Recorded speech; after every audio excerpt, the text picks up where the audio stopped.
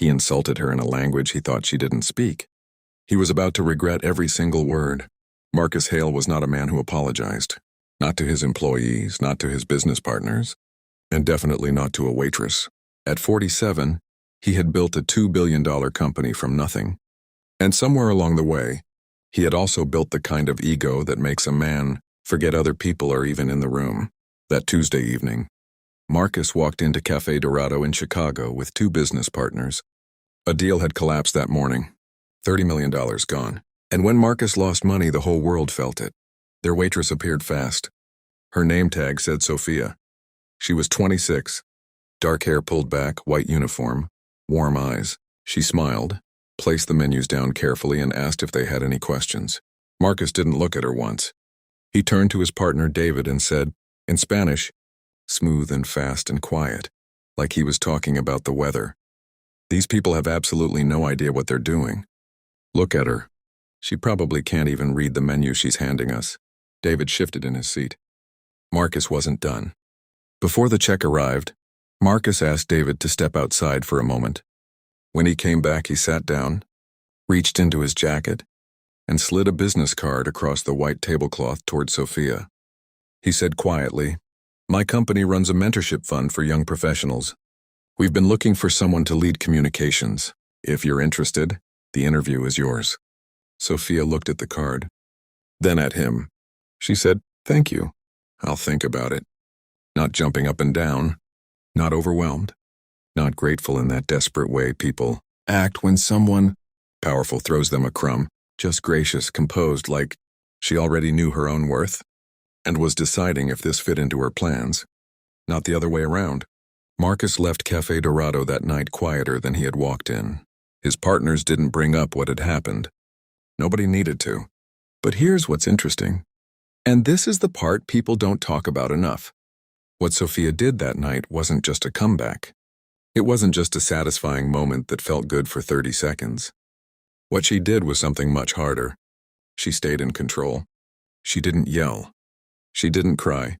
She didn't go to her manager or post about it online or let it ruin her shift. She responded with exactly enough, not too much, not too little, and then she went right back to doing her job. That takes a kind of emotional strength most people spend their whole lives trying to find. Studies on workplace dignity show that people who respond to disrespect with calm, composed confidence are actually perceived as significantly more powerful than people who react with anger or tears. Not because anger is wrong, anger is completely valid, but because calmness in a moment like that signals something. It signals that you are not afraid, that you do not need their approval, that you were fine before they opened their mouth and you'll be fine long after. David stared at his water glass. The third partner suddenly found the tablecloth very interesting. And Marcus, for the first time in longer than he could remember, had absolutely nothing to say. He slowly lowered his menu, and for the first time all night he actually looked at Sophia. Really looked at her, not through her, not past her, at her. And what he saw was not the invisible, forgettable girl he had pictured in his head.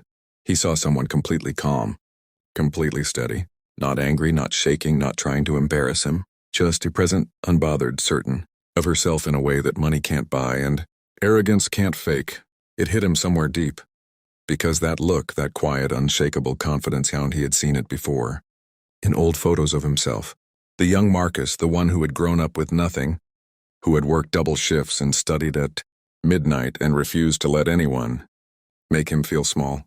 That Marcus had disappeared somewhere behind the suits and the deals and the private cars. Sophia gave a polite nod and told them she'd be back in a few minutes to take their order. When she came back, Marcus was the first one to speak. Not to order food, he asked her, quietly, carefully, where she had learned to speak Spanish like that. She told him. The bilingual home, the university, the semester in Madrid, the graduate thesis she was finishing while working nights here at the restaurant. Marcus listened in a way he hadn't listened to anyone in years. No phone in his hand. No interrupting. Just listening. His partners barely said a word for the rest of the meal. Still in Spanish. Louder this time. Maybe someone should bring her a picture book. That might help. Both men laughed. Marcus picked up his menu, very pleased with himself. Here's the thing about arrogant people. They always assume the room belongs to them. They talk like nobody else exists, like the people around them are furniture. Marcus had done this his whole life, and nobody had ever said a word back to him. Why would tonight be any different? Sophia had heard every single word. She had grown up in a bilingual home. Spanish was her first language before English even was. She had studied linguistics in college, spent a semester abroad in Madrid, and was currently finishing her graduate thesis at night after her shifts. But Marcus didn't know any of that, because Marcus hadn't looked at her long enough to see a person. She stood still for a moment, just one breath. And then, in the clearest, most fluent Spanish Marcus had ever heard outside of his own family, Sophia looked directly at him and said, "I can read the menu just fine, sir. I actually helped write the descriptions for 3 of these dishes. But would you like me to walk you through them? Or would the picture book work better for you?" The entire table went dead silent. Sophia already knew she was smart. She already knew what she was worth. Marcus's words didn't change that. They just revealed something about him, not her. And Marcus, to his credit, recognized it. 3 weeks later, Sophia came in for the interview. She prepared. She showed up early. She walked in knowing exactly what she brought to the table, because she always had. She got the job. On her first day, Marcus stopped by her desk.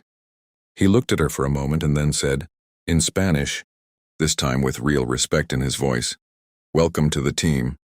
Sophia smiled and said, "Thank you. I'm looking forward to it." No grudge, no performance.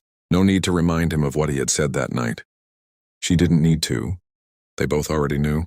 That's the thing about people like Sophia.